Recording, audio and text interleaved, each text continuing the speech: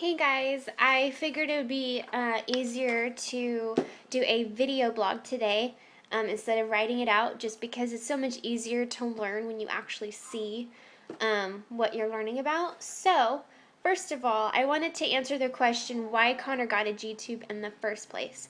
So, when Connor was 7 months old, he developed infantile spasms, which is a type of seizure. And he was sleeping so much to recover from those seizures that he actually forgot how to eat, and he was never awake to eat. And with those type of seizures, it can actually erase some of their milestones. So Connor actually forgot how to eat. So, and when we did decide, the whole process was pretty quick. He ate about 40 mils in 2 days, which is a little over 1 ounce, which is not much at all. So he was headed down a really bad road, and we knew that he'd have to get one. So why did we choose the G tube over the Mickey button, or over the NG tube? Sorry, so many words. The reason we decided to go through his tummy instead of his nose was because in my family we have really bad gag reflexes. We're very sensitive, and so I didn't want to torture Connor that way. I figured that doing it through his tummy would be easier. I didn't want to have to, put it back in his nose if he pulled it out or anything like that. It just really scared me.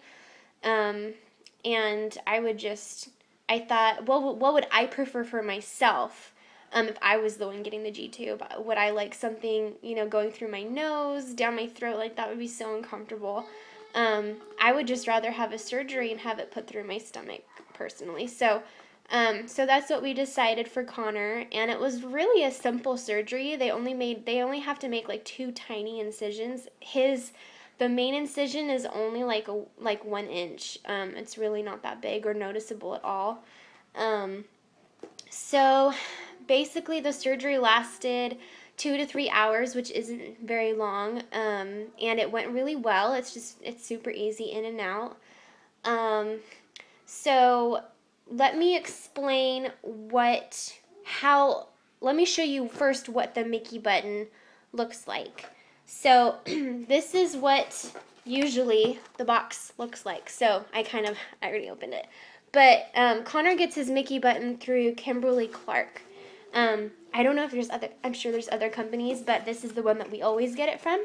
So usually it'll come in a package. There'll be like a little booklet, and it talks about how to care for it properly. So there's this little book, and it comes every time with your Mickey. And then this is just kind of like different types of Mickeys, and I've actually never read this. I don't even know what's in it. But anyway, I'm sure I would find it helpful if I actually did read it. I'm bad about reading things. Okay, so it basically looks like this, and says peel back here. I'm glad I saw that. I've done this so many times. So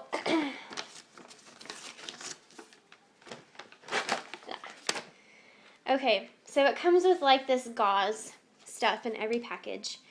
And so this is what the Mickey looks like, okay? And so basically, takes a special syringe. And I remember when I went to go do this for the first time to change one out, which I've only done twice, I didn't understand how to get water in the balloon. So that's what it looks like. And I'm sure if you're watching this video, you already know what it looks like. But basically, what you do is your nurse will tell you how many mils of water to put in. I usually do about 5 or 6. So basically, you put the syringe in the little hole, and then you blow up the balloon like that. See? And you see that it's like a white tube through the bubble. If you can see through there, there's a hole in the bottom of the bubble. Now, something that was confusing to me was, how does the food get into his stomach? That was something that no one explained to me. So if you open this and you hook up the extender to that, the food goes through the extender through the Mickey and travels through that little tube, and then it comes out the hole and it feeds it into the stomach. So I mean, that's pretty like an idiot thing. I should have known that, but somehow I just didn't know. So anyways, so when you're taking it out, you basically, okay, so let me blow this up again. So that's what it looks like once it's in. The balloon keeps it from coming out. Obviously, you don't want it to come out, so that's why the balloon is there. So when you put this in there, it usually draws back on its own.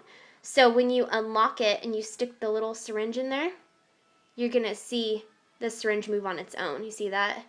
It started on its own, and then you pull it more and it makes this part skinny again. So you want to make sure that all of the water is out before you try to pull it out of their hole. But anyway, this is just kind of like this is what you're going to have to do in the future when your child gets a Mickey button. Obviously, there's a lot more to changing their Mickey. Part of the reason, too, I decided to do this is because I was so scared to have to put a tube back into his throat after if he like pulled it out. I'd much rather take this out and put a new one in. Both of them are scary, but I think I would rather do this than the other thing. So anyways, so yeah, that's what a Mickey button is, and I love it. I mean, we haven't had any issues. The only thing is, you know when you need to change it because you'll start seeing it leak. I don't know if I said that already, but yeah, if it's leaking and you see like discoloration, like you'll know it's time to change. We usually change Connor's like every 3 to 5 months. He gets like 3 or 4 a year, I think. But anyway, so Connor's is actually pretty bad. He needs to get a new one because it's leaking really bad. So, but I'll do another video explaining how to do it in detail, and I'll do it on Connor so you can see. I mean, if I can do it, anyone can do it. So anyway, that is pretty much our experience and what we've learned with the Mickey button. If you guys have any questions or you guys feel that you want to add anything that I left out, which I'm sure I did, go ahead and comment it down below. And thanks for watching, and I hope that I helped you guys in some way. I know it's scary trying to decide what to do, and but the Mickey button for us has been amazing. We love it. Another one last little thing.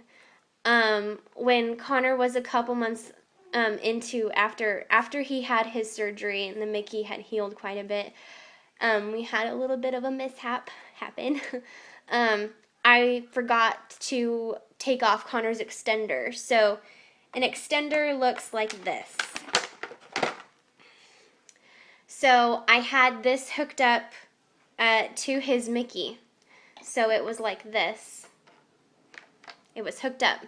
So the balloon was inside of his tummy, and so his tummy was like this, and I was putting him into his crib, and I was lifting him up, and I pushed up against this, and this yanked out his Mickey.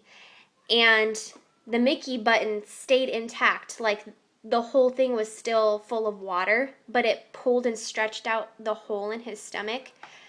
And it was terrifying. My child has seizures, and you think that would like, I mean, you could do anything and not, like, it wouldn't scare me, but that freaked me out.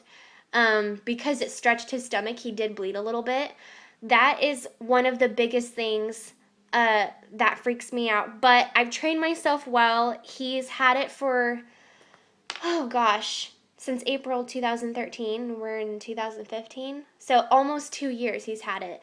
And we have not had anything happen since because I always disconnect the extender from his Mickey.